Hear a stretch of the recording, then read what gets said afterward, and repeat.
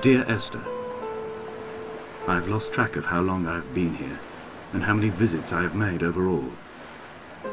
Certainly the landmarks are now so familiar to me that I have to remind myself to actually see the forms and shapes in front of me. I could stumble blind across these rocks, the edges of these precipices, without fear of missing my step and plummeting down to sea. Besides, I have always considered that if one is to fall, it is critical to keep one's eyes firmly open.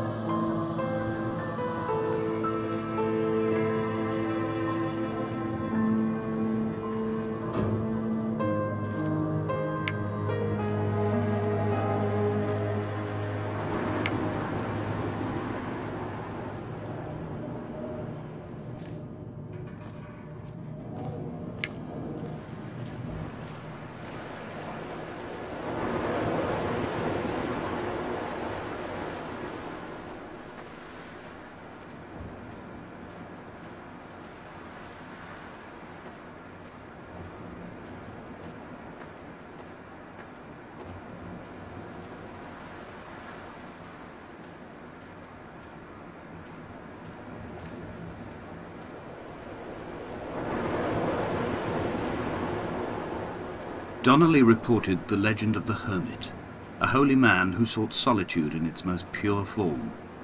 Allegedly, he rode here from the mainland in a boat without a bottom, so all the creatures of the sea could rise at night to converse with him. How disappointed he must have been with their chatter. Perhaps now, when all that haunts the ocean is the rubbish dumped from the tankers, he'd find more peace. They say he threw his arms wide in a valley on the south side, and the cliff opened up to provide him shelter. They say he died of fever 116 years later. The shepherds left gifts for him at the mouth of the cave, but Donnelly records they never claimed to have seen him.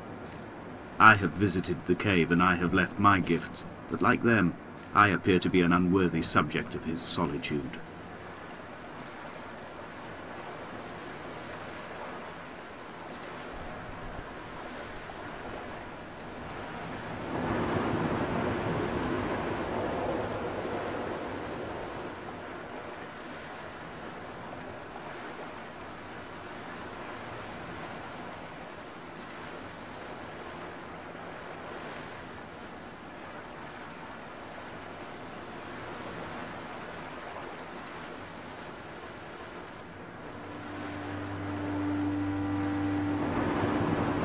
At night, you can see the lights sometimes from a passing tanker or trawler. From up on the cliffs, they are mundane. But down here, they fugue into ambiguity. For instance, I cannot readily tell if they belong above or below the waves. The distinction now seems banal. Why not everything and all at once? There's nothing better to do here than indulge in contradictions whilst waiting for the fabric of life to unravel.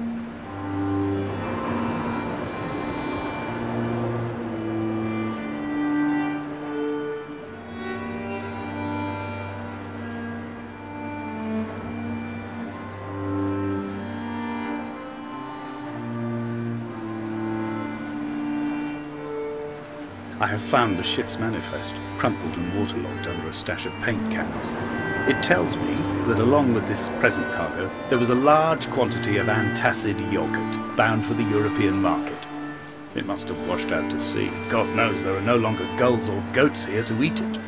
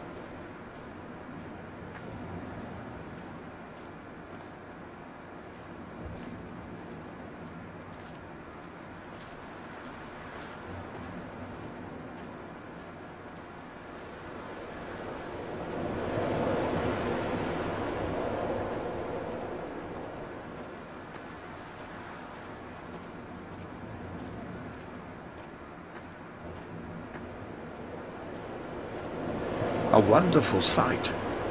The moon cresting the junction between the cliff path and the stone circle. It cast a shadow of the ridge across the beach, all the world as if you had signed your name in untidy handwriting.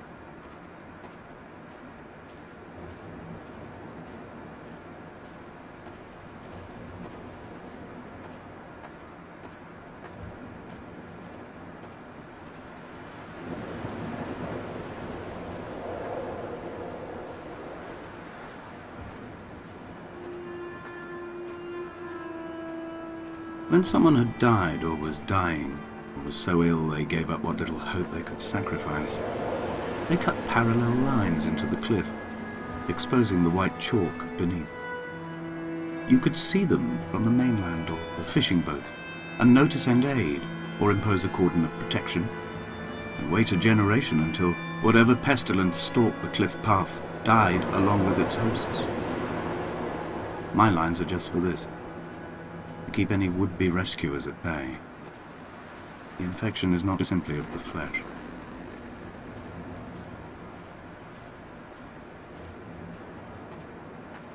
We are not like Lot's wife, you and I. We feel no particular need to turn back. There's nothing to be seen if we did. No tired old man parting the cliffs with his arms. No gifts or Bibles laid out on the sand for the taking. No tides turning or the shrieking gulls overhead. The bones of the hermit are no longer laid out for the taking. I have stolen them away to the guts of this island, where the passages all run to black, and where we can light each other's faces by their strange luminescence.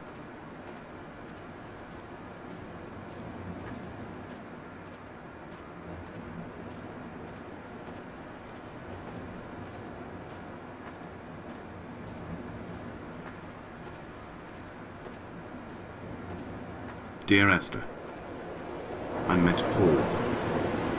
I made my own little pilgrimage. My Damascus, a small semi-detached on the outskirts of Wolverhampton. We drank coffee in his kitchen and tried to connect to one another. Although he knew I hadn't come in search of an apology, reason or retribution, he still spiraled in panic, thrown high and lucid by his own dented bonnet. Responsibility had made him old. Like us, he'd already passed beyond any conceivable boundary of life. I would leave you presents outside your retreat, in this interim space between cliff and beach.